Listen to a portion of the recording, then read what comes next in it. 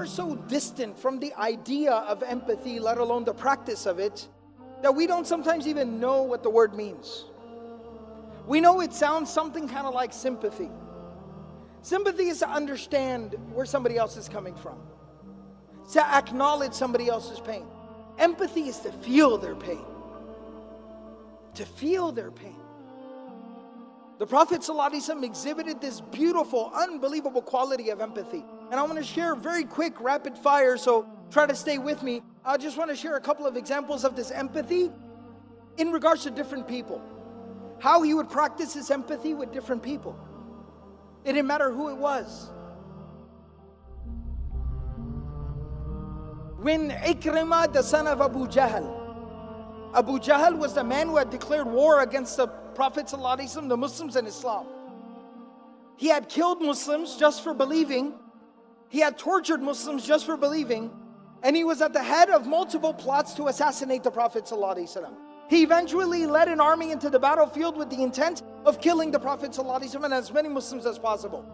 This man made it very clear what his position was in regards to the Prophet ﷺ and Islam. And eventually died with those same convictions. His son, who had fought by the side of his father, and in fact continued his father's work after his father's death, he is now coming to Mecca to meet the Prophet ﷺ after the conquest of Mecca. And the Prophet ﷺ, when he receives the news that Ikrimah has entered Mecca and he's on his way to see you, the Prophet ﷺ turns to his companions and he says, his father's name was Amr bin Hisham, and they used to call him Abu al-Hakam because he was a leader of his people. But the Muslims used to call him Abu Jahl because of his actions and his conduct. The Prophet ﷺ turns to the Muslims, the believers, and he says, Ikrimah is coming. And I am hopeful that he will embrace and accept Islam. In his presence, none of you should refer to his father as Abu Jahl because it would hurt his feelings. Even if he becomes a Muslim and he recognizes that his father was wrong in his beliefs and his ideas and in what he did, it is still his father and it would hurt his feelings to hear people, his new brothers and sisters in faith, to refer to his father as the father of ignorance. So do not refer to him as Abu Jahl in the presence of his son Ikrimah. This is the graciousness of the Prophet ﷺ. This is his empathy. He was able to put himself into Ikrimah's shoes and understand how he would feel in that situation. One of the main conspirators against the Prophet ﷺ, the head of the Munafiqun, the hypocrites in Medina, Abdullah bin Ubay bin Sulul, when his son comes to the Prophet ﷺ saying that my father has died, and I know that he was completely opposed to you, and he said terrible, reprehensible things about you, but he was my dad and I worry about him. The Prophet ﷺ on the spot removes his shirt, takes off his own shirt, and he gives it to him and he says, wrap him in this, use this as his shroud and bury him in that. What would we do to have the shirt of the Prophet ﷺ? Can you imagine being buried in the clothing of the Prophet ﷺ? What an honor, what a blessing. And even though Allah subhanahu wa ta'ala made it clear, this would not forgive his sins and what he had done wrong. But the Prophet ﷺ at that time is thinking of the son and putting himself in the son's shoes. Imagine what he feels like losing his father. That's empathy. The Prophet of Allah sallallahu alaihi wasallam, very touching story. His grandson Hussein radiallahu ta'ala anhu, the son of Ali and Fatima radiallahu ta'ala anhuma. Hussein radiallahu ta'ala anhu, he was the younger of the two brothers, Hassan and Hussein radiallahu ta'ala anhuma. May Allah be pleased with both of them. The younger one, he used to stutter. He had a very severe stutter, to the point where he could not even complete a sentence.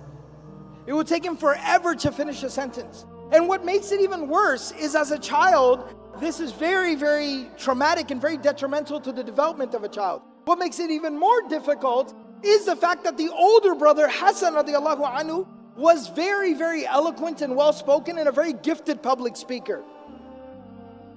So think about the pressure that put on the younger brother, stuttering so much.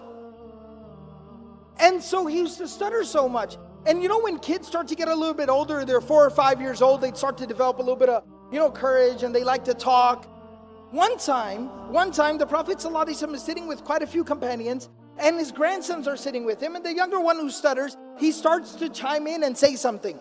Because they love their grandfather, they're used to talking to him, he starts to say something. And the Prophet ﷺ used to afford each and every person so much respect that when somebody would speak, he would become quiet. He would not just turn towards them with his face, he would turn towards them with his chest, and he would look at them while they spoke. And so he starts to speak, and the Prophet ﷺ stops and turns towards him. And so everybody there also starts to listen, and the kid is stuttering so badly that it starts to become awkward. And some of the people naturally, not viciously, not maliciously, some of the people naturally, they start to kind of exchange some glances, almost feeling bad for the kid, because he cannot even get through a single sentence. It starts to get really kind of like awkward. And the Prophet ﷺ never once interrupts him. He does not finish his sentence for him. But the companions, they say, they looked at the face of the Prophet ﷺ on how is he reacting, and they said he had a big old smile on his face, and he was looking at Hussein radiallahu ta'ala anhu, smiling and listening to him quietly. He didn't care if it took 5 minutes for him to finish what he was saying, but he let him finish what he was saying.